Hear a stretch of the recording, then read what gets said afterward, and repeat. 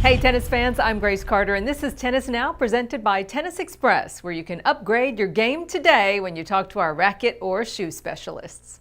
Okay, now we may never play with the grace and fluidity of Roger Federer, but we can learn from his mental approach to tennis and to life. Federer is arguably the game's greatest shot maker, but he can also be a profound point maker. So this week we're going to highlight 5 life lessons from Roger in his own words. Number 5, learn from loss. The 17-time Grand Slam champion has won more majors than any man.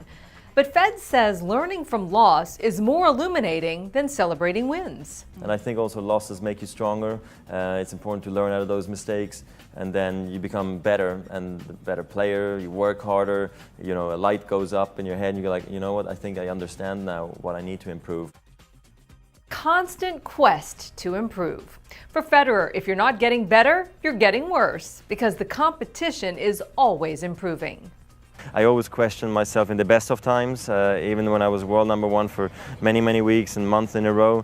At certain times during the year I said, what can I improve? What do I need to change? Because if you don't do anything or you just do the same thing over and over again, you stay the same. And staying the same means going backwards, because the other guys are working hard and improving. So I always needed to find ways to improve my game as well. Number 3, targeting goals translates to success. Fed says it's all about passion and purpose. He says maintaining a master plan and targeting short-term and long-term goals are crucial to his success. I don't think it's enough just to love it and then just to do it and go out and win it. It's not that simple. You need to have structured goals. You need to tell yourself, okay, what are my goals for the short term? What are my goals for the long term? Now that I've accomplished almost everything, I'm supposed to go out on the tennis court thinking, let's just play free, it's just hit the ball, who cares, But this is not how you're going to win matches, because it comes down to margins, and you have to be so clear in your mind exactly what you want to do and what you want to achieve. And for me, it doesn't work without any goals, without any targets. I cannot compete properly. Number 2, keep calm under stress. Believe it or not, Roger Federer wasn't always the calm competitor we see today. Early on, he had a bit of a wild side, something he talked about with Charlie Rose after he won the 2004 U.S. Open. I screamed, I swore, I threw my racket, I acted bad, everything is against me, I can't play in these conditions. I would always speak very, very negative, Yeah. And how did you overcome it? Well, all my coaches have always told me, listen, you gotta relax, otherwise you can't play. You're losing way too much energy on these little things, so. Federer says his transformation came from channeling positive energy into his game and himself. Actually, it was only myself who could tell myself, now Roger, you have to calm down. Otherwise it's not gonna last, because you're losing way too much energy.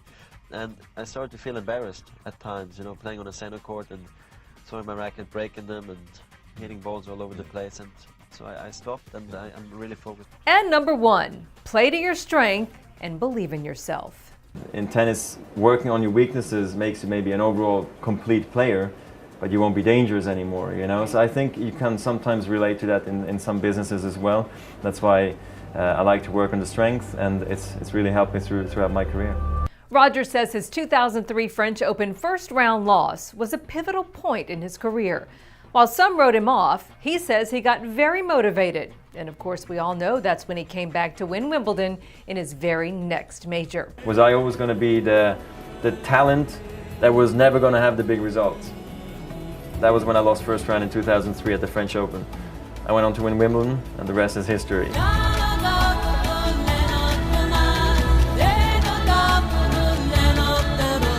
So there you have it, inspiration from Roger Federer. We hope to see him back strong in 2017. That's the news for now. I'm Grace Carter. See you next time here on Tennis Now.